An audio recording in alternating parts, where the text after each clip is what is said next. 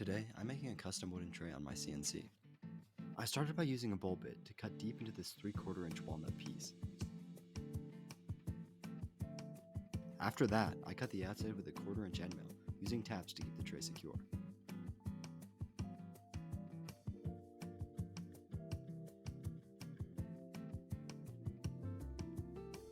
Once the machining was done, I did some quick sanding with this brand new Milwaukee orbital sander I bought. Then, I hit it with some mineral oil to bring out the grain and protect it.